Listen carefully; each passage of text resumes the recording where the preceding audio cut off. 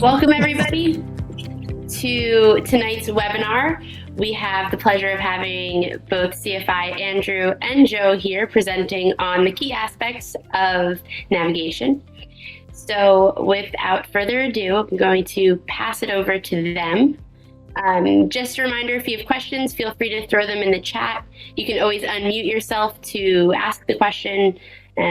So whichever is more fitting for the moment, feel free. And Andrew, it's all yours. All right. All right. Hello, everybody. Tonight we're here to present a couple basics on the Garmin GPS, the 430s and the 530s. A little bit more emphasis on the 430s. We're going to talk a little bit about the flight. So just some basic tips and tricks with it. Add in on that, Andrew. All right. We're going to talk a little bit more about the 430, but some things to transfer over to the 530 because they're very similar. But most of our planes here at Princeton, they all have 430s. So there's not too much of a difference. So we're mainly going to stick to a 430 tonight. So I'm Joe. I've been a CFI here at Princeton since February of 2023. I got my bachelor's in communication studies at Rowan University in 2017. And just a little bit about me aside from the flight instructor part of my life, I'm very interested in music. I like playing instruments when I can, and I'm very interested in audio recording. That's all I got. Perfect. All right. A little about me. I'm CFI Andrew, and I've been at Princeton since July of 2023. I have my associates in aviation technology. If I'm not at the airport, I'll either be at the firehouse or I'll be out on the boat along the river. That's a little about me and Joe.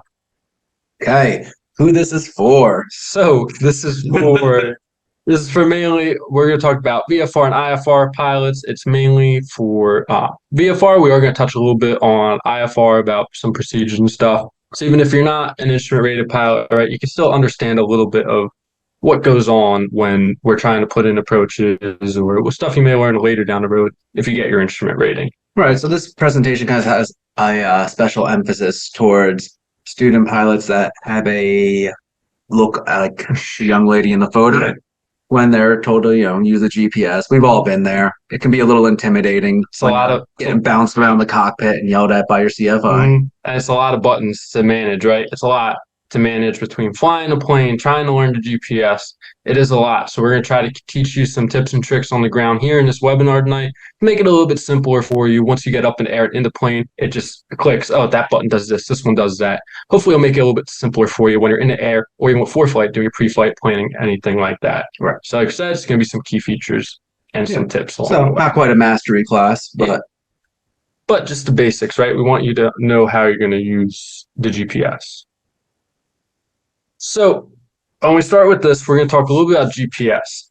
So the FAA defines GPS as the global positioning system, GPS, navigation system consisting of a constellation of satellites broadcasting navigation signals and a network of ground stations and satellite control stations used for monitoring and control. So right, that sounds a little bit confusing. That's kind of a very big definition. But essentially, when we break it down, if we look at this picture, right on the right side of this slide. Essentially, these satellites are a bunch of atomic clocks, and they're sending a time to our receiver inside the airplane. And if we look, we can see they're drawing, there's an intersection line here, there's a few, and this is how they pinpoint. They see where these lines intersect, and they're able to tell, okay, is this aircraft in this position? Is it in this position? They're able to tell which spot we're in by receiving all these times from all these different satellites. So they just draw giant circles around with time, and pretty much simplified version of GPS. One important thing is if we want to get a 2D picture on our GPS, we need at least 3 satellites. If we want to get a 3D picture, we need at least 4 satellites receiving the 2D picture. With 4, you can get a little bit more information with the 3D. Yeah, so the 2D picture would just give you the latitude, the longitude. Says, I'm right here, it's looking down at a map. Then the 3D would give you the latitude, longitude, and altitude. Yeah, it's kind of like you kind of see it like a 3D view, essentially, like a 3D movie. So with this, we have some different things that test to make sure. Apparently, we're a little choppy. Oh, let's see. It's all right now, but I'll let you know if it gets choppy again. You're good. Okay. So if we look on here, we have some things that test the system to make sure it's working properly. We have two things. There's RAIM and there's WAS. We'll go into WAS in the next slide. But for right now, RAIM, it tests the integrity system, and we need at least a minimum of 5 satellites for this to work. So if we look at this picture, we can see, right, these are kind of like our circles being drawn. Our satellites are sending us that position where we're at. We're sending us the times, and our GPS is receiving those times. And if we look, all of these satellites are agreeing when this one right here is not. So it takes all of these, says, okay, I'm getting the right signal from this, right signal from this one, right one from that, right one from here. But now why is this one telling me I'm all the way right there?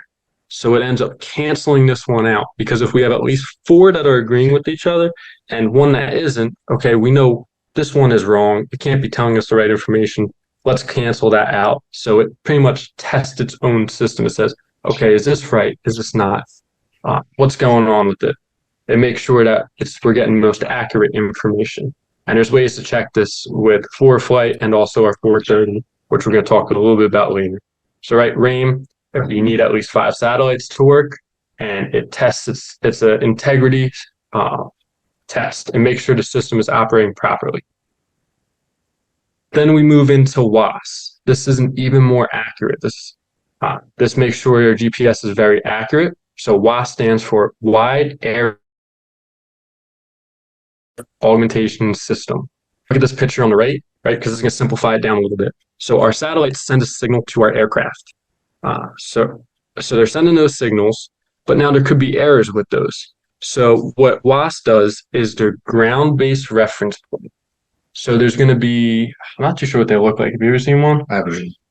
But there are these points on the ground where they're stations, and they're receiving from the satellite saying, you're at this position. And if that station is off where it's receiving it, it's going to say, okay, you need to fix it by this many degrees, because I know I'm at this location, and I know that these satellites are off by this much, and this is how they have to be corrected.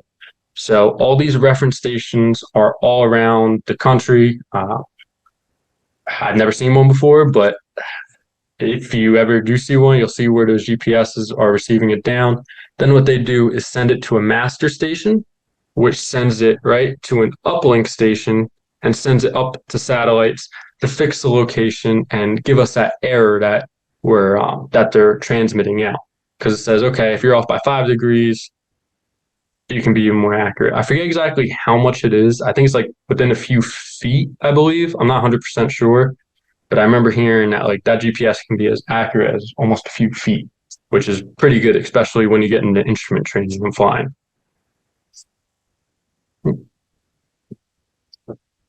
So now we'll talk a little bit about pros and the cons of GPS. And 1 second here, we're getting a question. Okay, we'll talk about that a little bit later. So some of the pros of a GPS is they're easier than other navigation forms, right? I can hop in the plane and type in my flight plan and just fly the course, where sometimes if we're using pilot, there's dead reckoning. Now I have to use my E6B with my time, try to enter all of this information in beforehand, where GPS makes life a lot easier. I can just input, the waypoints are already there, and it takes me right there. Spoils you. It's like your car. I want to go here, take me there. Where instead of planning out every waypoint in time, now you say, okay, I know I'm in between this point, that point. It's taking me right there. It's telling me I'm right here. Constantly it's telling you, okay, I'm right here. So it's a lot more easier than pilotage and dead reckoning. The other thing is like we talked about RAIM and WAS, it can be very accurate. It can be even accurate to like I said, feet. Yeah. So it can be very accurate with that. Cons is task saturations while learning. So just like we talked about that picture before, right? Everyone, I know when I was learning GPS, when you were learning the GPS, there's so many buttons to learn. And right, you're trying to figure out the big knob does this, the little knob does that. All while trying to fly the airplane still. And you're bumping around. Next thing you know, you're turning the wrong switch, pressing the wrong button. It's very difficult to learn the GPS in the air. So that's why sometimes it's easier to learn it on the ground if they have simulators. Yeah, here at Princeton, we have our simulator with our G430s and 530s. That was a great option. Sit down with CFI sometime, or just book some time in the sim if you're comfortable and play around with it for a little bit. Exactly. Or there's even, I know it doesn't work with Windows 11, but Garmin puts out a website where you have a 430 simulator, and you can actually download it and go on your computer. I think it works if you have Windows 10. I'm not too sure. I know it doesn't work with the newer Windows for some reason, but you could also use that, right? Because you can be at home. Okay, well, this does this, that does that, but you're still not feeling the actual controls. So it's a lot to learn at once. But once you know it, it makes life so much easier. You know exactly, okay, I can reach for this without even looking at GPS and know what this button does and understand it. Yep. Another thing is it's not always available, right? So it can fail. Sometimes you won't have GPS because we could have outages sometimes. So this leads us into one of the questions we had. Do GPS outages that are NOTAM include both RAIN and WASP coverage, or will only affect one of them? That's a good question.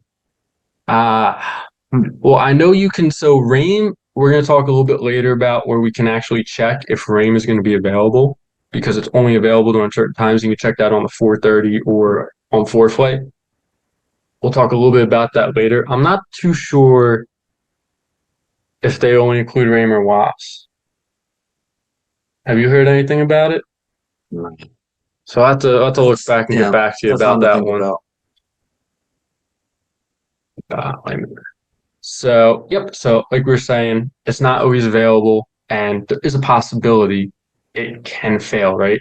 So then you have to go back to what do we got to go back to if our GPS fails? Pilot engine dead reckoning. Right. So it's always good to have that backup plan, right? At least if you do a cross country and you know these points, okay, I know I'm here, I know I'm there, I know I'm here. Right. You always have that backup plan that if you need to see where I have to go, what I have to do. So yeah. In this day and age, it feels so like impossible for GPS to fail. Vulnerability syndrome. We have so many GPSs. Yeah. But I've had mine, like at least like ForeFlight and stuff. I've had that go out on me a bunch of times. Oh yeah. Had my phone die. Mm-hmm. Things like that. And you just gotta kind of have to learn to roll with the punches on it. Exactly. Right. What's our backup plan if this fails on us? Always have a backup plan with anything with flying. So be ready for anything to fail. So we're going to be going back and forth a little bit between electronic flight books and also the 430. So the RAIN and WASP checks during startup. Sorry, one sec. We got one comment. So RAIN and WASP are system checks during startup or the modes of transmission information. Hold up. Why is that? Hey, so no. Sorry if that doesn't make sense. I can explain. I don't know. Does that make sense to you guys? I'm sorry. No, you mean with that startup page that you get? Yeah. So is that the RAIN and the WASP, or is that something that's inherently built in once the system gets going? That's what its system, like whatever system is up, that's what it's using, or is that something that's like a check for the system prior? Like what exactly? How does that relate to you turn the plane on, getting the Garmin 430 going? How does that relate? So that's doing a self-check on the 430. Oh, okay. Oh, okay. When you start up, Yeah. that's showing you, okay, I'm getting this many satellites, how many satellites I'm receiving. But now inside of the 430, you can actually go to one of the aux pages, type in your location, see if RAIN is going to be available. At your destination. Okay. Yes, at your destination. Yeah. Okay, gotcha. So you can always see. So it's not that initial test when it first starts up. Okay, got you. Okay. All right, cool. Thank you, guys. No problem. All right. EFBs. So electronic flight books, it's becoming very popular today. Almost everyone has it, right? It makes our flight planning much easier. You don't need these big sectional charts. You don't need Yeah, all that, pretty much timing everything out, right? It's all in your iPad. It's all on your phone. So a few of them, we have ForeFlight, we have Garmin Pilot, and SkyVector. A few things about these is ForeFlight only works with Apple, and Garmin Pilot, it does work with both. Yes. So Garmin Pilot does work with both. And then SkyVector is like a free one that you can use online. And I know there's a couple other ones I've heard of. Yeah, there's some free ones out there. Those are like the three pop. These are the main ones. I know a lot of people use ForeFlight, and people are using Garmin. And the SkyVector is also another one that's just online that people can use for free. So these are a few of them that you can use. Just know, right, the limitations. If you don't have an Apple or anything, you may not be able to use ForeFlight. If Garmin you can use with both, just know which one you're going to use before you would buy any devices or anything to use and operate them on. So pros and cons of electronic flight books. So pros, much easier to use. There's not these big sectional charts you have to carry out in the plane, like where you have to unfold the whole thing. It's blocking the whole windshield. Much easier. It's on a little iPad in your lap. It's right there. Right. As long as you already know the basics of like a sectional map and charts and stuff like that, so you know kind of what you're looking for. Yes, because the other thing is with ForeFlight, if you're looking at the sectional, right, you have to look deeper a little bit for keys, where the sectional has a key actually right on. This is showing. It's not showing. But there's on the back of a sectional, there's pretty much a key. Does it work? Kind of. I ain't gonna work. So you can't use props. But there is a key on the back that tells you, okay, what is everything on the sectional chart? Where ForeFlight, right, you have to either dig deeper to find it before you actually see it. Where if you're just sitting in the plane with the big sectional, you may see, oh, it's right here. But then if you know it all, electronic flight book, it's all there. I know exactly what this is, what airspace this is. Maybe there could be a space station launch with the rocket ships, anything. It's just good to know the keys too. Other thing is it keeps you organized, right? Instead of drawing all over, you have everything right here. You can measure distances. Everything is in one device. You don't need multiple things in order to fly. It's all right, centralized in one iPad or iPhone or phone, anything, whatever it is. It keeps you much more organized, less task saturated, because you're not saying, I need this, I need that. It's all right there. Another advantage is sometimes if you link them up with a Century, or in some of our planes here, the transponders, like in 38 Foxtrot, I think, 38 Fox, it has the transponder. You can actually connect through Bluetooth to your iPad with ForeFlight. I think Garmin Pilot does it too, where you can show traffic. Right, you can connect your iPad or iPhone, see it through the Bluetooth, and connect it and see all this other traffic around you. You see what their altitude is. Are they higher than you? Are they lower than you? Where they're at. So you can either get Centuries have it, or some of the planes transponders have it. I think there's also, what's the name of the other one? Stratus? Stratus, that's it. So there's also a few different options out there, but if you link them up with your iPad or your electronic flight book, they may show you, okay, this is where the traffic is at. This is where everything is, which is nice, makes it much easier for situational awareness. Yeah.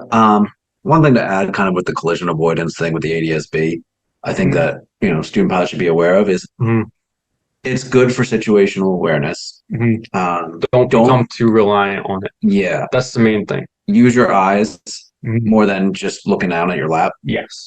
It is a situational awareness tool. It is not, I'm just flying by this, I see traffic here, right? Because if you're a VFR pilot, you're outside. You're not inside, you're outside. 9 times out of 10, when they pop up on the map, they're a little bit ahead of that. And it can be a little delayed. Yeah, exactly. That, and we were talking about this a little bit before, like, when you see it on the map, how it looks like it's like super close to you. They're actually like 5-10 miles away. Now depends how zoomed in or zoomed out you are. Exactly. So, and you can also measure the distance on ForeFlight. You can say, okay, they're 2 miles away, they're 3 miles away. You kind of see how far away they are. So some of the cons, right? If you're on your phone, your tablet, it relies on battery power. If you don't have any backup batteries in the plane or you can't plug it in, it could die on you, right? The batteries will go bad after a while. Then you have to recharge it. And if you're in the plane, you have nothing to charge it with. Well, I don't have my electronic flight book anymore. So what's our backup plan? Possibly pilot vision dead reckoning, or maybe even the GPS will help us get the rest of the way through. But it's always good to have that backup plan. So, right, relies on battery power. We need to make sure everything is properly charged the day before our flight. Always make sure everything's at 100% before you come to the airport and fly. Next thing is technology crashes. So technology isn't perfect. They're coming out with new updates. Sometimes they're testing new things. And when they test new things, sometimes it cancels out old things and it may confuse you using the flight book. But at the same time, it could log you out while you're in the middle of trying to possibly brief an approach plate or figure out what the frequency is for the airport when you need to get it quick. Because maybe you're coming up on that airport pretty fast. So you may want to know. Very good point. The overheat feature. Mm-hmm. Yeah, I've had it happen so many times in the summer. Mm-hmm. When you leave it on the hot dash. Yep. I've had a student or two where they were like, "Oh, that's never going to happen to me. I'm going to 5,000 feet. It's cool up there." Mm-hmm. Guess what? So what we're talking about is, right, if your tablet or phone gets too hot, it's going to pop up with the temperature warning, and it's actually going to shut down because if it keeps running, you could possibly damage it, and it could be broken for a while. So it'll pop up with the warning. So be aware. Maybe keep your iPad, tablet in the shade so it doesn't overheat.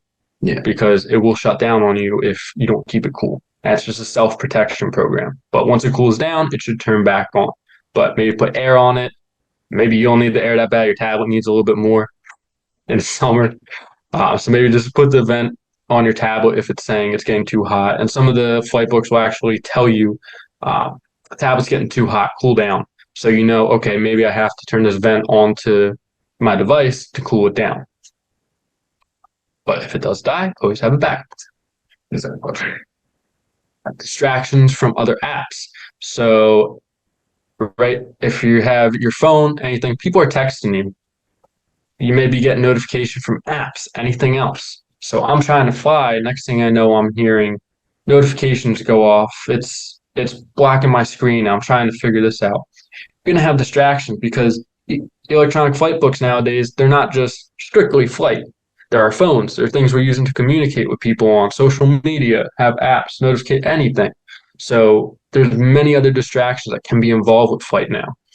And one of the big thing is if you have Bluetooth headset and you have it connected, right, you could be trying to talk and all of a sudden you're hearing these notifications going off in your ear and you're trying to focus what ATC is telling you. Yeah. So, I mean, at least for my phone, I just turn it on vibrate and I don't really get the problem. Yeah. I know some people just leave it on. Or do not disturb. Right. Do not disturb is probably your best bet. So you're not getting constant pop-ups. But yes, that's a huge thing. So maybe put your phone on do not disturb when you're going to go fly. So now we'll go into the 430 and the 530. Beautiful. On the left here, this is the 430. 530 is on the right here. 430 is a little bit smaller. 530 is a little bit bigger. They have all the same buttons except for like one or two. And just the screen setup is a little different. It's not much different at all. They both function and operate pretty much the same way. Yeah, they're pretty much the same person. Yeah. It's just the screen is a little bigger on one. So the 430, right, this is what we're going to have in all our aircraft at Princeton. Most of them, except for 5-4 uniform is the only one that doesn't. And popcorn. Yes, and a diamond, but that's a little different. But all our other planes are all equipped with G430s. So if we look here, we can see that we can divide the 430 into different sections. This section right here that I just circled is going to be and 289. Yeah, forgot about that one. 289, 21289 or else has a little bit different. That one's a little bit more advanced. But for the majority, they all pretty much have 430. So this section right here can be isolated into our comm section. So it's going to be our communications, our VORs, volume. Yeah. The left side's going to be, okay, what am I listening to? What am I tuning into? Our right-hand side and down at the bottom here is mainly going to be GPS. So what is this? We have some buttons that directly correlate to GPS, and that's all they're going to be used for. So if we start on the left-hand side, we look at number 1, this comms, this button with the C, this is our comms volume. When we turn it to the right, it's going to turn the volume up. When we turn it to the left, it's going to turn the volume down. And if no one is on frequency and you're trying to see what the volume is at, what you can do is push it in and you'll hear a static, and you can turn it up a little bit or down a little bit to kind of see what volume level you're at. And then you can push it again, you should stop. Then when we look to the right, we have our comms flip-flop. So right, when we tune in a frequency, it goes into standby. And we're going to talk a little bit about more on this next page, but we have to flip it to our active. So we'd have to go from the bottom to the top one. We'll talk about a little bit more about that in a little bit. So we have our comms flip-flop, so that'll flip-flop the frequencies. Below that, we have the VLOC volume. So essentially, that's going to be when you're listening to your VORs, when you have to listen to the Morse code in order to identify, okay, I'm listening to this VOR. We have to listen to that one. So we can turn up the volume if we're not hearing it. The one important thing is make sure that you press that in to ID it, so you're actually listening to that Morse code that's coming through. If you don't push it in, you're not going to hear it at all. So make sure you're pushing it in and the volume is high enough. Then right here is going to be your VLOC flip-flop, so that's going to be flipping those frequencies. And we have a few pictures a little bit later. Right here we have 2 knobs. We have one big knob, one small knob. The big knob is going to be for the big numbers, so to the left of the decimal. And the small knob is going to be the small numbers to the right of the decimal. Right, and that's both for the VORs and the radio communication. Yes, for both of those. And then to also swap from which one I'm tuning in, I would press this cursor in right here, and I'll press that in, and it would switch it from tuning this in or to this one, whichever one is highlighted. And you'll see in a little bit of pictures later. Then down here, we have our CDI. This will switch like our receiver to the needles that we're tracking to GPS or VOR or VLOC. I'll switch it from there. The $1 million button. Oh yeah, always make sure you're on the right one. And then we have our OBS button. You won't really be using this button too much. So we have a message button. You will see a yellow message box pop up right above this. If the 430 has to tell you something, if it has to tell you turn to this heading, there's possibly this airspace in front of you, have an airspace alarm set up. Anything wrong with the GPS, any system failures, it's going to tell you in the messages. You'll see that yellow box light up. So it's always good if it's lit up, check it. Here we have our flight plan page. So when we press that, that's going to be how we get to our flight plan. That's how we're going to enter waypoints into our flight plan as we go down the list. And then to get out of it, we just press that button again. Here we have our procedures button. This is going to be used for mainly instrument pilots. This is how we enter ILS, our approaches, like our ILSs, or RNAVs, or VORs. This is how we enter them in on our 430. So now we're getting more into the GPS side over here. If we start at the top here, we have our range. This is going to be how zoomed in or out we are on our movable map. So it's going to pop up saying you're 15 miles up, you're 5 miles. You can zoom in and out to kind of get a better picture of what waypoints are around you, what airspace is around. Yeah, and usually after I enter a flight plan, and I like to zoom out all the way, make sure it's correct. Yes, because they'll show you the magenta lines going all the way around. So make sure, all right, if I'm not seeing what I want to see, maybe you have to zoom out or zoom in. Then we have our direct to button. It's the one on the left there. So this, when we press this in, it's going to take us to our direct to page. We type in that waypoint, and it's going to take us right there.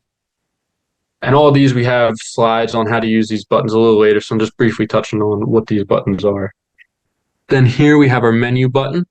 This will allow us to change some data fields, some other small things with the GPS. All right. We also have our clear button. This is going to clear waypoints from our flight plan. And also, if you're ever lost on the pages and you have no clue where you're at, what can you do with the clear button? Press and hold. I'll take you right back to that first page, that navigation page. We're going to talk about that again later, though. Mm-hmm. Yes. So that'll take you right back to one home page, and now you know, okay, I'm right here. So if you press and hold that, it'll take you back to there. Then we have our enter button. So this is after you're done entering a waypoint. You just press enter. It gets you out of the screen and puts in a flight plan or direct to or anything like that. Then we have another big knob, small knob. That's kind of like your mouse. This is essentially the mouse of a computer, right? Because this GPS is a computer. You can actually put a mouse on there if you're tuning it on the map screen, and you can hover above an airport and get frequencies from it. It's a mouse. So if you click in, you select, well, you don't select, but you're going to highlight, get into different sections of it.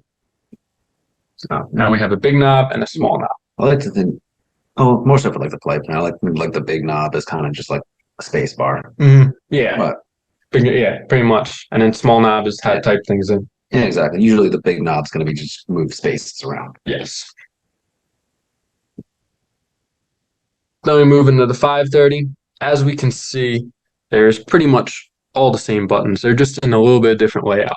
So we have our comms volume, our flip-flop for our comms, our flip-flop for our VLOC, our volume for our VLOC. Then we have the big knob, small knob, all our small buttons along here, another big knob, small knob, and range, direct to, enter, clear, menu, and our rangefinder. So as you can see, it's just a little bit different setup, but they both operate very much the same way. So when we're looking here, our data card. This, if you're going, we like to have it updated. If it's not, you can still fly. It's not like, oh, this isn't updated, we can't go fly. Right.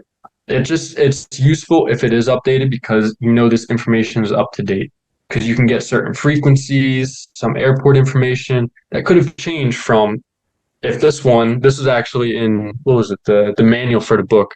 So if you see 2007. The 2007, things are going to change since then, right? The airports aren't going to be where they were in 2007. Some may have closed, some new ones may have opened.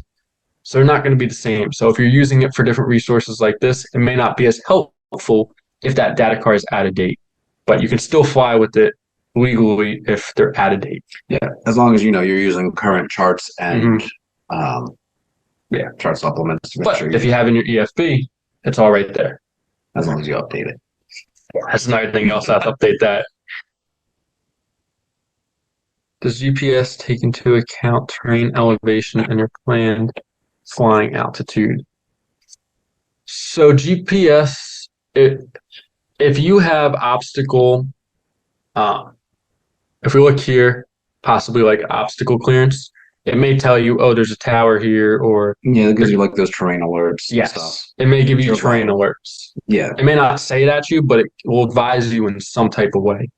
So if it's up to date, but right, if it's 2007, some towers may be there that aren't there anymore. Anything to add to that?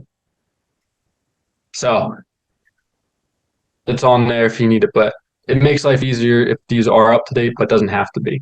Yeah. Especially for VFR flights. For IFR flights, you can use expired, but the thing is you have to verify with current charts. You can't just say, oh, this chart's expired, or what was I going to say? I lost my train of thought there.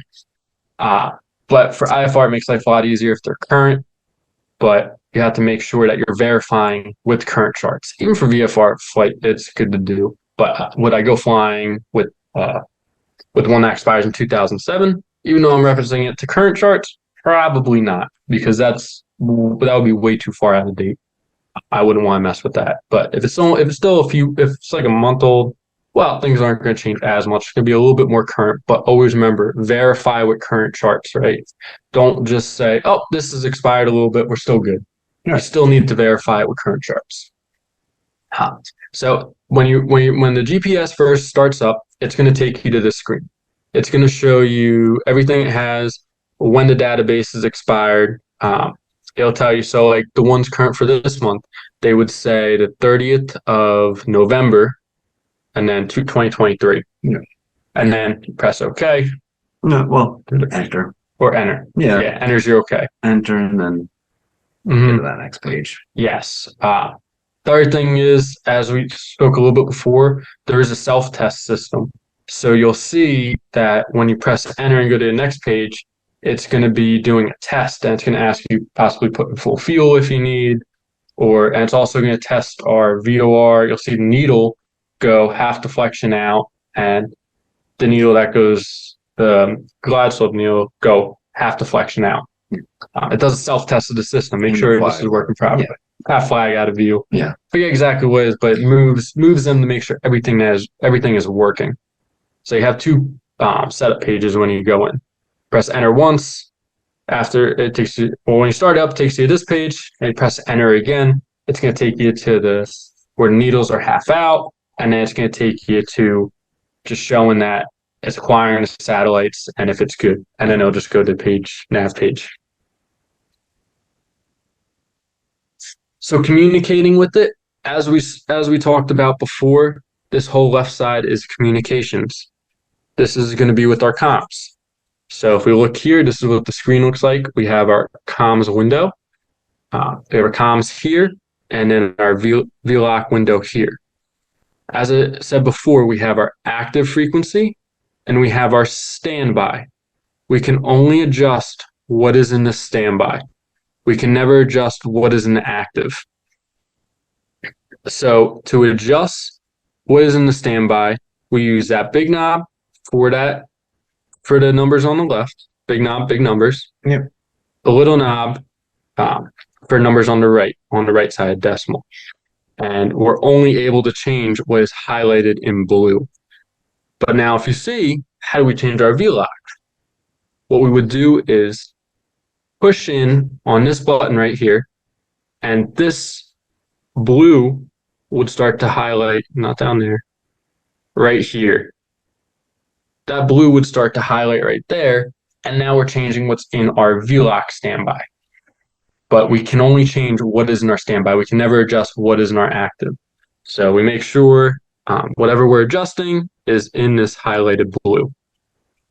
And then when we want to flip-flop it, we press our flip-flop button, and this switches it into the active. So our comms will be top one, and our flip-flop will be that one. So that's how we adjust what's in there. Remember, you can never adjust what's in the the active, sorry. You can adjust what's in the standby. You can never adjust what's in the active. Another good tool to use with this is, our emergency frequency. If you're ever in an engine out scenario or anything, and you have to tune to 121.5, which is our emergency frequencies, Garmin came up with the great idea of, if you just hold this down, it will automatically tune to 121.5. Right? Because if something happens and you're dealing with flying the plane, right, all you have to do is hold that button. Bam, you're on the emergency frequency. You can start talking when you need. It makes life a lot easier and focus in the turn, especially in high workload scenarios. All right. All right. Okay, chapters and pages. Yep. So there's many different chapters and pages with GPS side of it. So right on this right side, this big knob is going to navigate us through our nav group, our waypoint group, and our aux group, and our nearest. Sorry. It's difficult. I'm trying to draw on two screens, so trying to manage it. But right, so we turn the big knob, it'll change us from our nav page. All right, now we're going to our waypoint. Now we're going to our aux. So right, this down here is going to change. Our nav is going to go, okay, waypoint. This will say waypoint, then it'll say aux if we turn it again. Then it'll say nearest if we turn it all the way to the right. Then we move into our pages. These are smaller. We use the small knob to adjust these. And we can see the bars at the bottom showing us which page we're on. As you can see, the one is white. That's the page we're on. We're on the second page in the nav chapter. And so a little bit about the nav pages.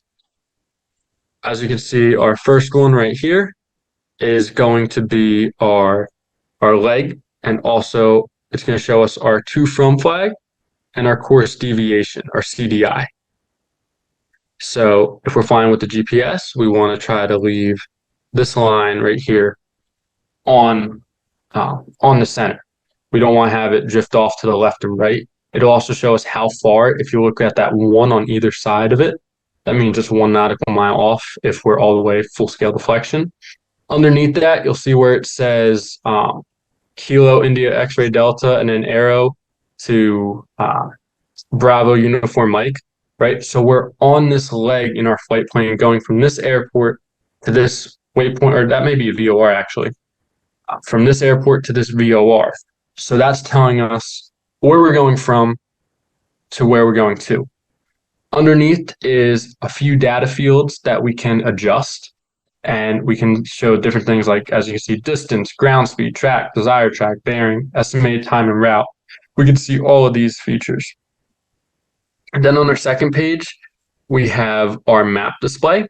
So this is going to be our movable map. You can see we have our airplane here. That is where we are at. We also have a few data fields that we can adjust if we need to, and we can adjust it by holding down the menu, and we can scroll down to change data fields, and we can change the different things like distance, estimated time and route, estimated time of arrival, ground speed, a few different multiple things they have set up. When we use that rangefinder to zoom in and out of the map, we can see our scale right here. So we can see, okay, we're zoomed in about 15 nautical miles. That's the distance that this map is covering. So if I press it in, it'll go to 10 nautical miles, or zoom out, it'll start to zoom out. You can zoom out pretty far, but they can't see anything. So this is our movable map page. Then we have our nav page, and this is going to be show us all our frequencies. So if we're on a leg, have a direct to, and we scroll to this page, it's going to list airport communications and navigation frequencies. So we can see there's ground, there's tower, there's Unicom, departure info. So if we want to get the frequencies, we can just scroll through on here instead of looking through ForeFlight. Right, and you can auto tune it by clicking in on the knob on the right, Yep. the cursor, and then using the big knob to scroll around and just hit enter. It'll put it right in standby. Yes, that's an important thing though. It won't put it in active. It is only in the standby. Yep. And The only thing that will go right to the active is 121.5. right. Besides that, everything else that you tune in is going to go to standby.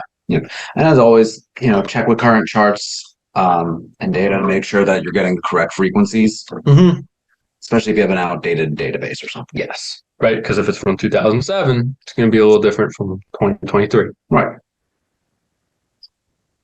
All right. So direct to. Everyone's favorite. This is going to be the easiest button to use and the most helpful, but you need to know there's certain limitations to it, right? So in order to get direct to, I'm lost, I want to go direct to, all I would do is press this button here, right? Or D with an arrow through it, direct to, it's taking us right there. We press that, that's going to bring us up to this page. And you can see, we can see where we're going direct to. To change that, what we would do is turn the small knob to change the letter and use the big knob to change the spaces. So right, as soon as I hit direct to, I'm turning that little knob to the first letter that I need. So if I'm heading back 39 November, I'm going to go to 3, actually letters and numbers. It will go through the whole alphabet, A, B, C, D, E, F, G, everything, and then go from 0 to 9 and then back to the alphabet. So in this case, if you wanted to go to 39 November, you could just turn it to the left. Yep. And it'll go right back to the 3. Yes. So right, it's at B. So now if we go back to A, after A, it'll go back to 9 and then 8, 7, 6, 5, 4, 3. And we would have that. So it's kind of nice if you're going to a number, it makes life easier going which way, because otherwise like going all the way around. But you get used to it over time. You get good at your ABCs using the GPS. But right, that big knob changes the space, little knob changes the letters. Whichever one is blinking and highlighted is what your cursor is on and what you can change. And then once you want to put it into your actual into the flight plan, make sure you don't push it in on the cursor. Yep. Hit enter and then enter. Yes, because this cursor is not like the button where you press on your mouse and you're like, okay, that button is your enter button right there. Right, that cursor is just going to change on what you're highlighted of, because there's kind of different pages that the cursor is on. You'll kind of see when you mess with it a little bit. It's a little bit hard to explain over the computer, but it's kind of like separate pages, just like the GPS has. And then so once you have your waypoint in, you'd press enter. Next thing you know, this activate would be highlighted, and you would press enter again, and it would take you back to the page that you were on. The one important thing with this is this will not keep you clear of any restricted, any Bravos, anything. So know what airspace is bringing you Not to. discriminate. It just takes you direct to. Yes, it's going right there. It'll take you through anything and everything. So you still have to be aware, are there mountains in the way? Or what airspace is there, right? Because you don't want to be flying over areas that you shouldn't be. So always be alert of that. And as you can see, you kind of see where that message board is at too, where it lights up at the bottom. Yes. So our flight plan for Garmin. So with our flight plan, we can input airports, VOR, GPS waypoints can all be added to the flight plan. And in order to do this, what we would do is press our flight plan knob. That would bring up this page. Then what we do is press in on the cursor, and this will allow us to adjust where we're entering it at in the flight plan. And it will blink green and have a green background to what area we're selected on, which at that point we can turn the small knob to whatever the identifier is. So 39 November, possibly a VOR waypoint. It's an NDB if you're feeling fancy. It will do NDBs too, if it's still there. Well, actually, no, I think it'll still do it. Yeah. If you have a database from 2007, it'll probably still be there. So you can enter a ton of different things, because that GPS is a GPS waypoint when you're entering it on here. It's not like it's tracking a VOR. It is a GPS waypoint. Yeah. I mean, even with the direct to feature, you can still go direct to the VORs and everything like that. Yes. But this, you could just enter multiple. Exactly. Yeah. Which makes this so much easier rather than just keep having to keep hitting the button. Mm-hmm. Especially when you get onto those instrument flight plans. They ask you to put in a lot too. Yeah. So like if you're going on cross country, even for VFR pilots, if you want to avoid, if you're flying down to Atlantic City and you may have to put a waypoint in to avoid that restricted airspace, you could find one on ForeFlight and enter it in on your GPS, and that'll take you around there. So this way you know, okay, if I at least go to this point with the GPS, I'm going to avoid all this airspace and I'm not going to go into it at all. In order to clear, you would press in on your cursor. Then what you would do is scroll with the big knob to where you want to go, and then press clear. It'll ask you, are you sure? And you press enter and it clears it. When you input something in between points, so if I want to input something right at this 11R, I'm going to highlight that 11R, and then I'm going to input my point. What that will actually do is move this down to here and put whatever waypoint I put in right there. So wherever you want to input a waypoint on, you put it in that exact spot, and it's going to bump the rest down.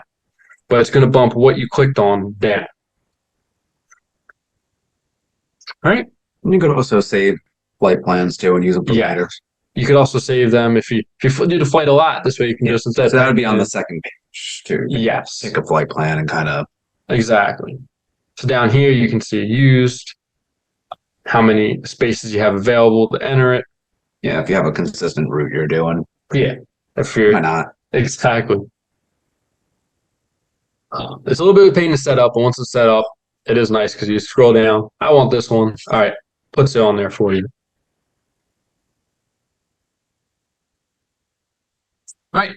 ForeFlight quick info page. We're also going to go to the ForeFlight a little bit later. Yeah, and we're going to talk more about the Garmin too. We're just kind of trying to keep it a little bit consistent. Exactly. Flight plans and setting up stuff. Yeah. So ForeFlight quick info page. The important thing is you have to click up here, and then there's going to be a section on the very top left. You're going to have it set up in the aeronautical. You're going to have that selected. That will allow you to have these airports highlighted, just like how that small purple circle is around there. that will allow you to click on it, which will pull up this page. This page gives you multiple information about the airport. So you click the info, you can see frequencies, you can see weather, you can see the runway information, procedures, NOTAMs, 3D views, everything. You can see so much just from this tiny little window. You can also go direct to, which we're going to talk about in a little bit. You can see so much more information. And if you want to go to a big screen, all you have to do is press this more button right here. Right. So if you didn't have the aeronautical feature set up, because I know some people get really bothered by all the bright colors. Yes, it is a lot. Which is fine. You just tap and hold somewhere near the airport that this little menu is going to pop up. It's going to have a big list of airports and nav aids and all sorts of stuff in the area. You would just have to select more and then click on the details to get to this page. So it's an extra, 2-3 steps? Yeah. It's not that big of a deal. No, but it makes life easier. But, yeah, exactly. Having it set up. Right? So flight plans with ForeFlight. So you're able to make flight plans in here just like you are in 430. It'll display it on a map. This is in your electronic flight book.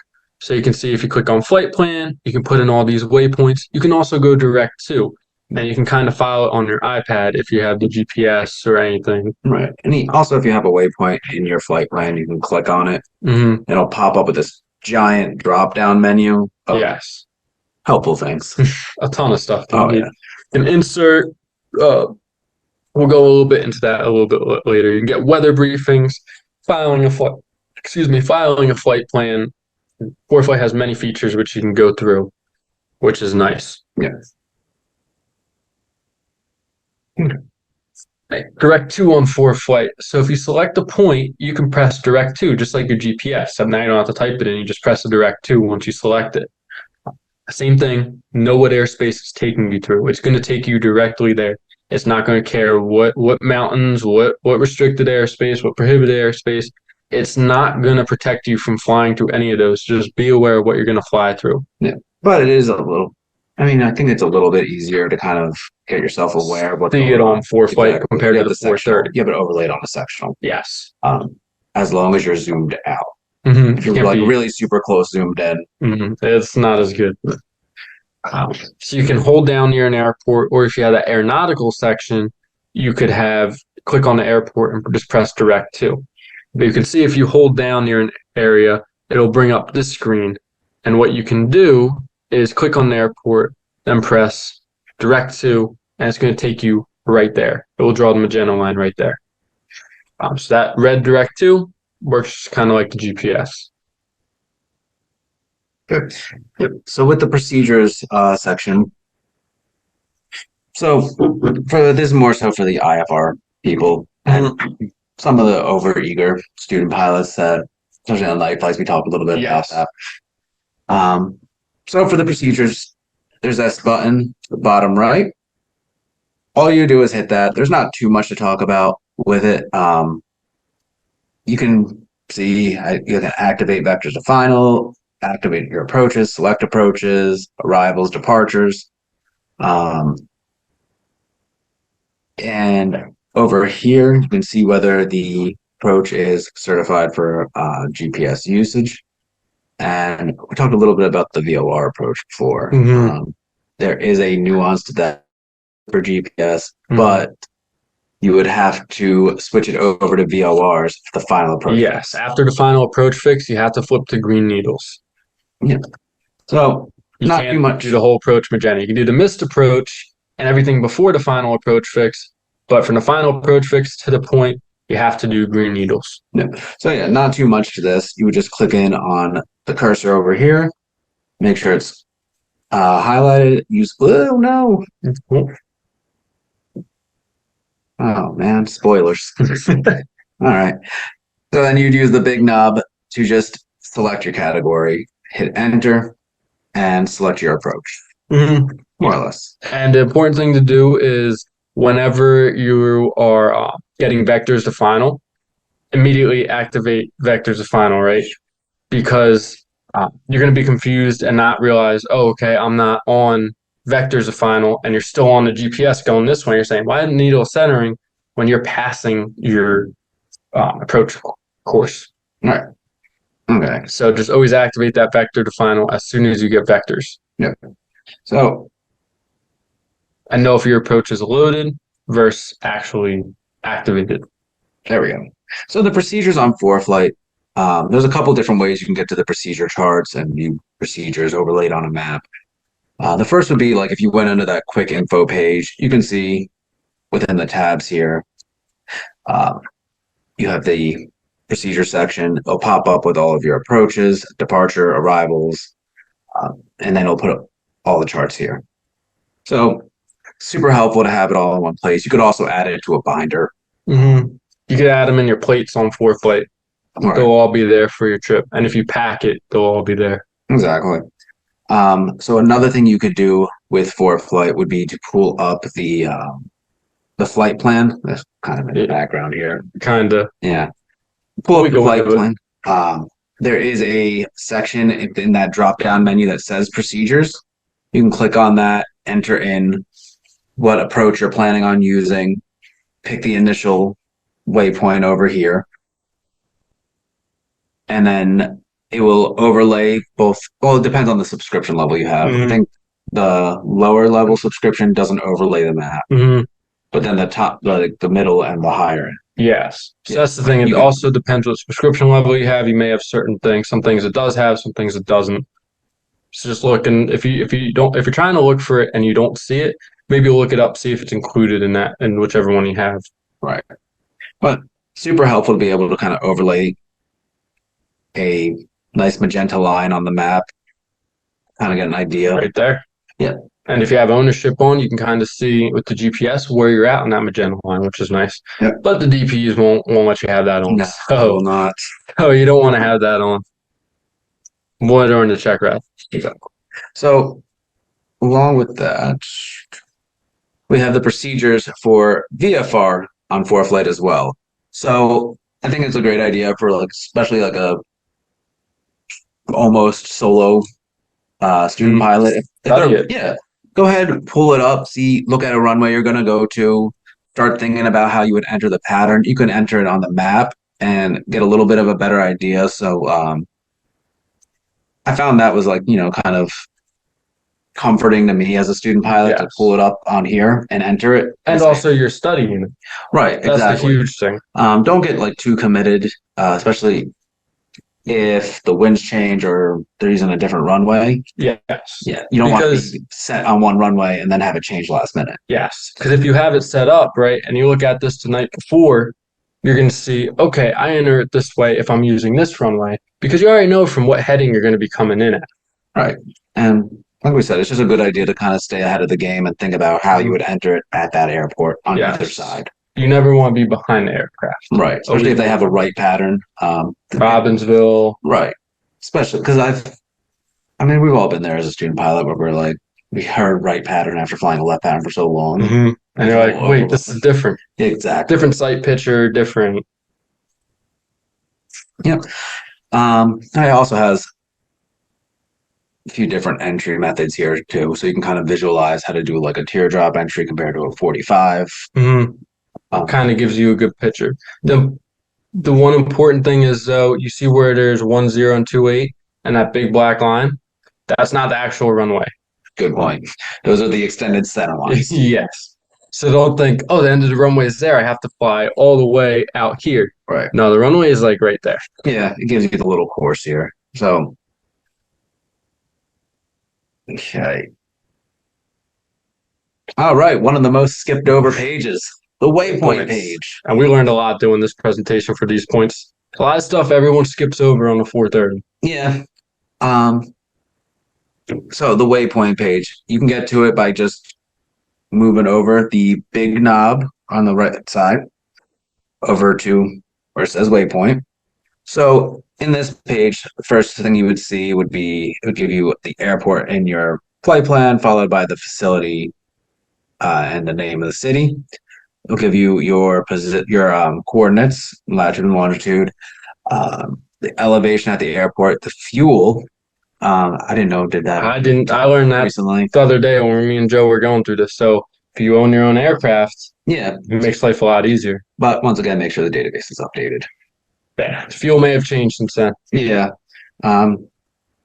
It'll tell you if they have approaches available, radars, and airspace. So all super helpful things if you're kind of like just in a pinch. It's not a substitute for not doing your homework, I would say. Yes, because it could be expired. Right, exactly.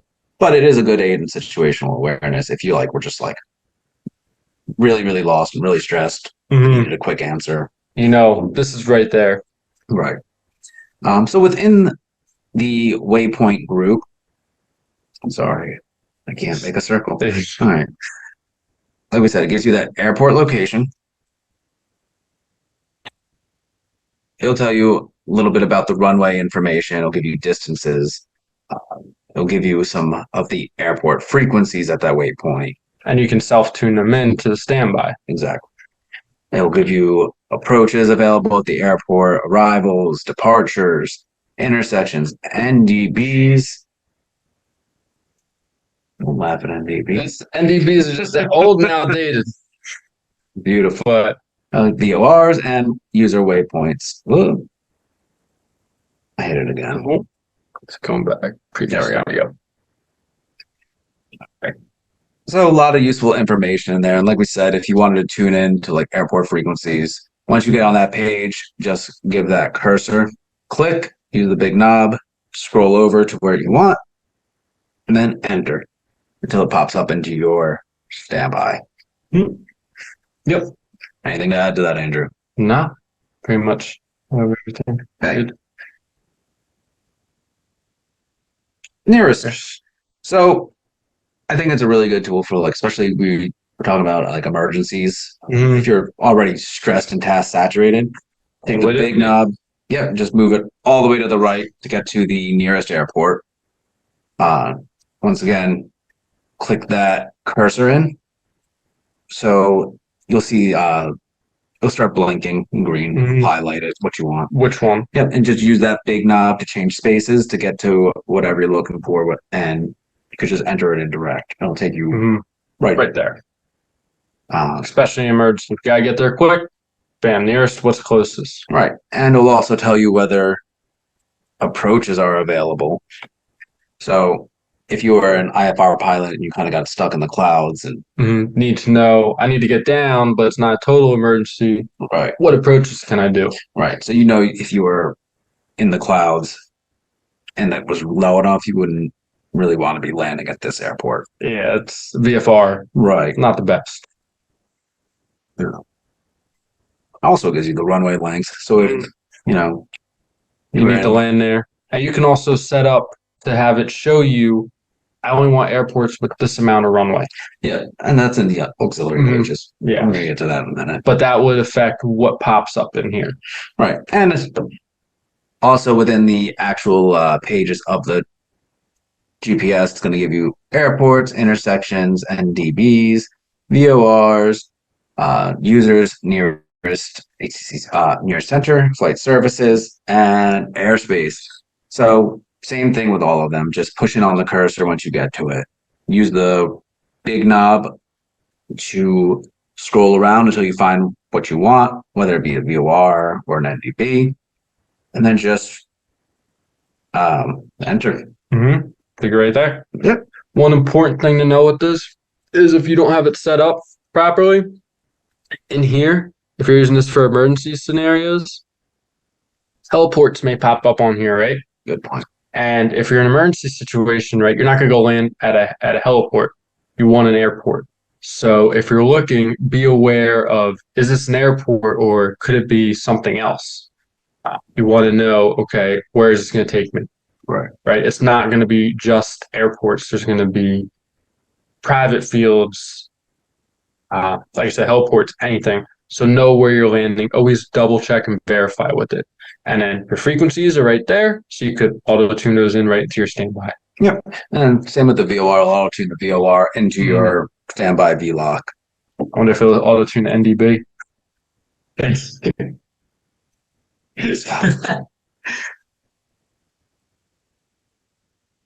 Okay, so the VLOC receiver, we started talking about that a little bit, how to manage all of that.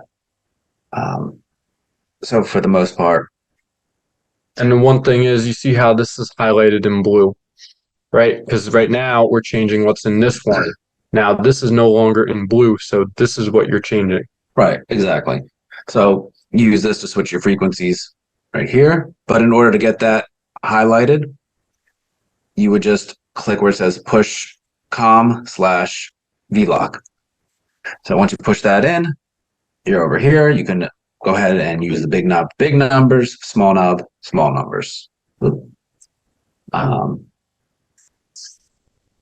Anything? Oh, and the CDI. the $1 million button. Yeah. So always, if you're going to be using VORs, make sure that right here says VLOC rather than GPS, or else it's just not going to work. You're going to be following magenta lines if you want to follow the green needles, or Yeah, if you're trying to follow a VOR and it says GPS, you're just going to be doing circles for a while. Yeah. Um, So always know whenever you're typing direct to or tuning in a VOR, make sure that, okay, my CDI, if I'm tuning in a VOR, it says VLOC. If I'm following GPS, it says GPS. yeah, just hit that CDI button. Yep. Okay. Anything else to add to that? Nope. The auxiliary page is another very skipped over page. If you're an aircraft owner, it makes life a little bit easier too. Does. So within the auxiliary pages, you get fuel planning, trip planning, density, altitude, and true airspeed winds, crossfill, and scheduler. So I think it's better to just kind of do it on the ground before you start your plane. Set it up. And waste all your money doing all of this in GPS. Yeah. It's not worth it. Take your time and set it up on the ground. Yeah, it's a little easier. However, for the scheduler, I think that's an awesome feature. Yes. Especially for my Piper people out there. They can set a timer so it tells them when to switch tanks over.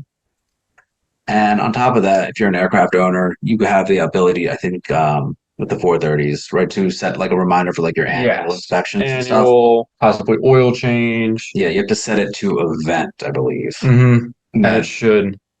You got to type it in. And to type it in, you use that small knob for to adjust the numbers or the letters, big knob for spaces. Exactly.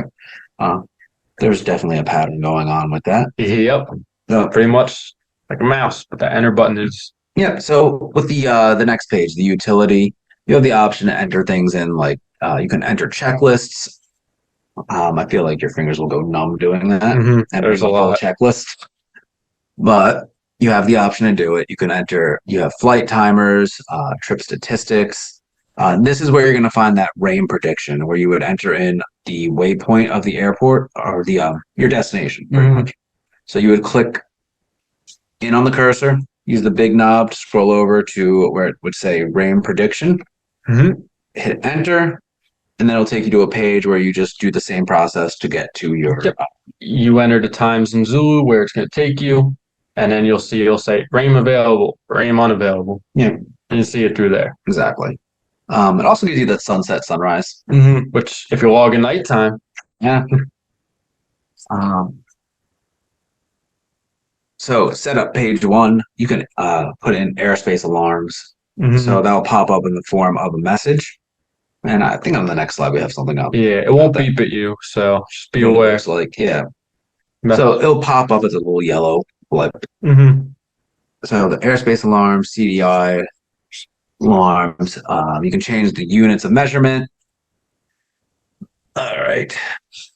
You can change the date and time. So that last page on the auxiliary is going to be where you would be able to change like the display. So you can change the just like the black light, the backlight display, so you can make it brighter or dimmer.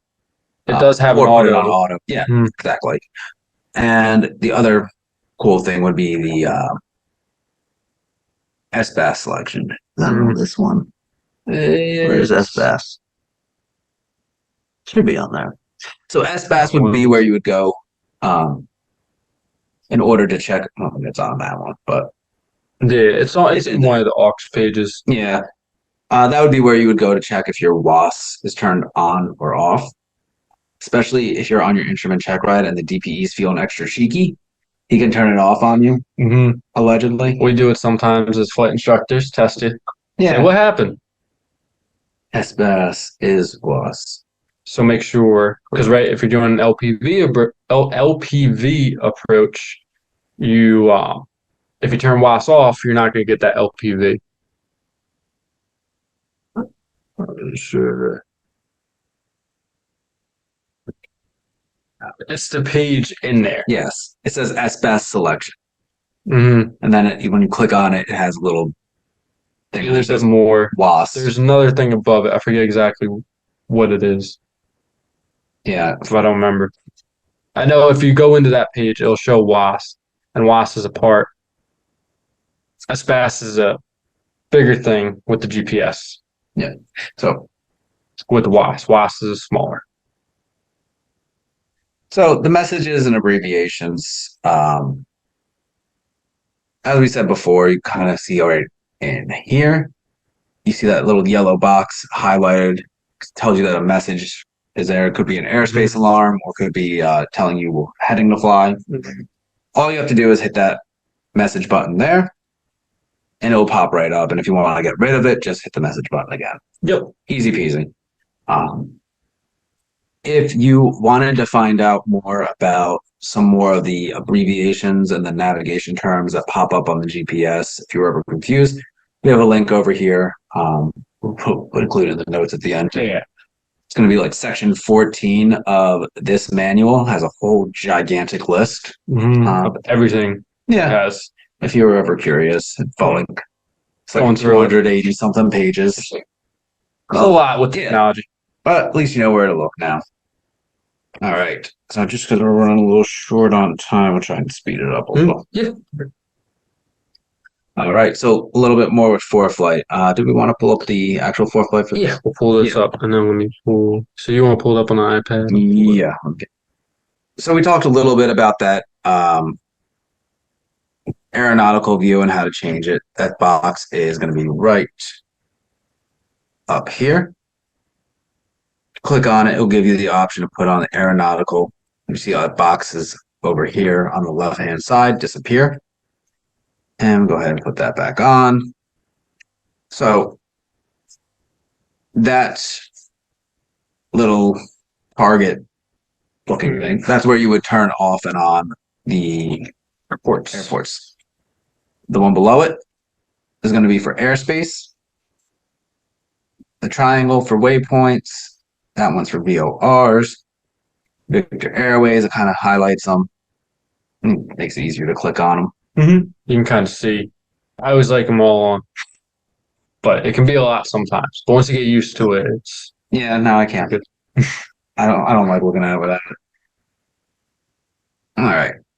So, like we were saying, ForeFlight can be super efficient if you know how to work around with it. One of the things I see a lot of is when people first start out with ForeFlight, they have it set like this, which hurts my brain.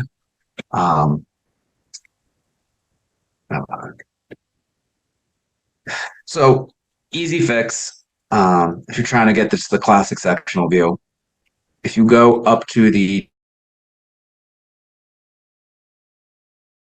top left, go to little settings wheel. All you have to do is hit invert chart colors. It goes right back over to the classic sectional. Okay. Oh, I'm sorry. Trying to get through this. Okay. So another really quick, easy feature that I really like with ForeFlight is if you tap with 2 fingers, of course, you get that controllable little ruler. Gives you your magnetic course as well as your distance in nautical miles. Okay. So now, as far as like finding nearest airports, I think we touched on it. What is happening? Down. Okay. As far as like finding nearest airports, so if we're like over here by Princeton, you click and hold, and that box is going to pop up. So at the very bottom, you have the option to look up into airports, navigational aids, waypoints. You kind of select what you want. So let's say we wanted to go to 35 Juliet Yankee. If you just click on it, it'll just kind of highlight it. But tap and hold. It wants to be typical. And hold, there it is. If you click more, you can add it to your route, or go click on it again, direct to, and it puts that magenta line in there. Take it right there, just like direct to. Exactly. It works the same with nav aids. And I think the thing I really like with the nav aids, so like the VORs, if you click for Solberg, if you click more and then details, it'll give you a Morse code, frequency, variations, magnetic variation for flight planning. Yeah, it has it nice and organized for you. It's all right there, right in the iPad or tablet. All right. So within that arrow, the little 3 boxes on top of each other, you can change your map views. You can overlay. And also on the right-hand side, you have all of this really helpful information. You have weather radars that you can use to kind of get yourself situationally aware when you're trying to brief yourself. Yep. Where the storm's at. Yeah, make it a little more interactive. And also when it's connected to sentries or anything like that, you can also get ADS-B radar while you're in the air. So if you're not connected to Wi-Fi, it'll show you through ADS-B. Right. You have the option to turn traffic on or off, which I like doing when I was kind of doing my instrument training. I'd like listen to live ATC, listen to like NORC or something, wait for them to say someone's tail number, and then start stalking them. Follow them along the path. Yeah, exactly. Make a game out of it. But you learn a lot that way too. Exactly. So you have the option to get AirMets, SIGMETs, and CWAs. You can kind of turn them on and off as you want. As of right now, there's not much going on here. That's good. Let's see. So it'll highlight the area for you. You can click on it. It will tell you there is an AirMet Tango in this area from 7 p.m. to 9:59 from the surface to 8,000. Click on it for more information if you need. It doesn't give you that much more. Right. I'll kind of tell you. Other than moderate severity. Yeah. But if you get PIREPs or anything, it'll show you. Yeah, you can also put those in there. It's a great tool in here to kind of play around with. It gives you the NOTAMs, TFRs. Always check your NOTAMs before you go fly. Yeah, I always leave the NOTAMs, TFRs on. So the flight category thing I really love to kind of start thinking about what's happening with the weather. Yep. But be aware that it'll only tell you VFR. Yeah. It'll tell you whether there's winds. They'll say on this. the sky's clear, you're good. Yeah.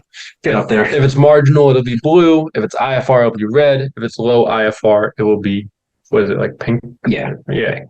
Forgot, I didn't know exactly what color it was. Yeah. But it'll be around pink. It's just a good kind of quick view. And they also have other tools in here that kind of give you that same, or give you different information, like surface winds, dew point spreads, all very useful. PIREPs, oh, that's lightning. Come on, you. PIREPs. They pop up like a little eye. There you go. There's icing one. You know. Yeah. And you just click on it, it'll tell you what's going on. It'll show you, right, type of aircraft, just like everything, what's happening with it. Okay. And then the last section is just kind of like for fuel planning purposes. You can kind of compare prices of 100 low lead in the area. It'll tell you the average price of it and tell you whether it's, if it's green, so on the lower side. Exactly. You get better price for fuel. Yeah. Save some money. That has a lot of options you can kind of go through. Right. All right. So let's go to the performance. So setting up like an aircraft profile too is going to help out a lot with like your flight planning and getting your numbers a little more accurate in ForeFlight. Mhm. So if you come into this where it says more, the bottom, the bottom right where it says more, click on that, comes up with the side menu, select aircraft, and you can enter in a whole profile for the aircraft, enter in all the information, and all that gets kind of put in to like your flight plan. Yes, it'll calculate your fuel burn. You can put in your basic empty weight. You can do your weight and balance. Right. It makes, especially for the flight planning side, a lot easier. Yep. So just make sure you're always consulting your POH to get the numbers. Mhm. They do have an option where you can kind of enter in like just like the basic profile. Yes. Like it has already pre-filled, but just always consult. Make sure it agrees with what's in the POH of the plane. Right. And to add, all you do is press add, type in all of this stuff. Yeah. And then you can put in performance profiles.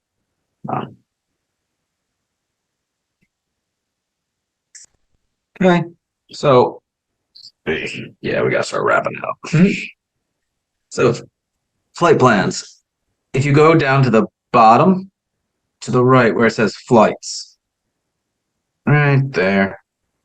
So definitely one of the things I kind of really overlooked during my private training that I wish I did more with. You can get a lot of information from this. Yeah, so you could either add a flight.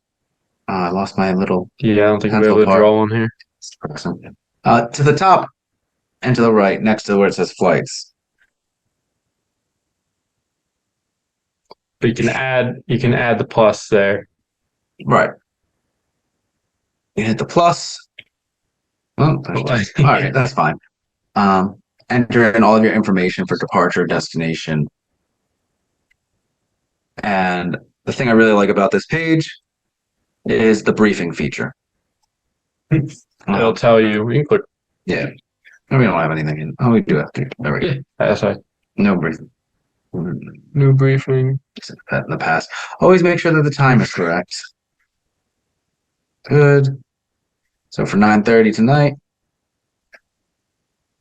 And this is going to load up, and it's going to tell you your weather briefing, right? Your NOTAMs, what the weather is, airmet segments, synopsis. Right. And it does provide all applicable information you would need to conduct a flight. Yes. As it stated in 91-103. Exactly. All available information. So there is actually an advisory circular if you were curious about like, self briefings, AC 91-92. It's worth a good look over, see what needs to be included with a self briefing. Yeah, because you can kind of see what's in there. Right. And I still think it's a good idea to get a briefing on ForeFlight and call a weather briefer. And kind of get a better idea of what they're talking about. Like I'm a visual person. Yeah. I like to see it when they're talking. Exactly. And you're also talking to a real weather person, not just an online source. Right. Anything to add on that, Andrew? I think we're pretty much at the end. Yeah. So along with that, you can also have the option to check your prog charts. So if you go into the imagery section, you get access to all of these different charts, which is a ton of information. Kind of get a better idea which way the weather's moving. Surface analysis. Yeah, you can kind of switch through them. The bottom, there's these little arrows. You can kind of view how the weather's moving. Yuck. It's not going to look good in the next few days. Okay. You can see all turbulence. Yeah, it gives you those layers. But that's the basics of it. I don't want to take too much more time up.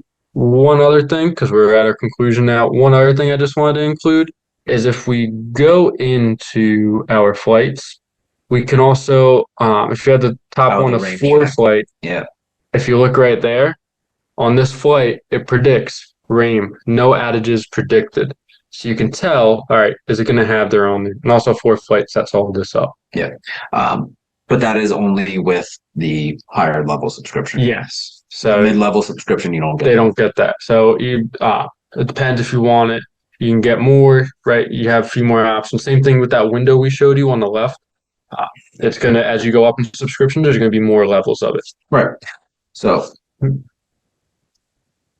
And if I anything think that's else, all I got right now. right? So One other thing I wanted to add, sorry. go ahead. You can also file your flight plan on ForeFlight, right? If you would hit proceed to file in the bottom right, you would have all this information in. You could enter it, and then you could press file, and then it would file it with ATC, and you could talk to them to file. When you get in the air, you talk to them, right? And you have your flight plan filed, and you made it all throughout this. You didn't have to call them and say, I'm doing this, I'm doing that. All right? That's all I got, I think. All right. So, conclusion, yep, GPS and EFBs have become increasingly popular and efficient in flight planning and aiding with situational awareness. Definitely a great idea to get educated on it. If it's in the plane, especially you want to be able to try to use it. Yes. But don't overwhelm yourself. Don't let yourself get task saturated. You can always come here to Princeton and use our GPS simulator. Yep. You can see it through there. Maybe mess online if you're able to download 430 simulator. All right.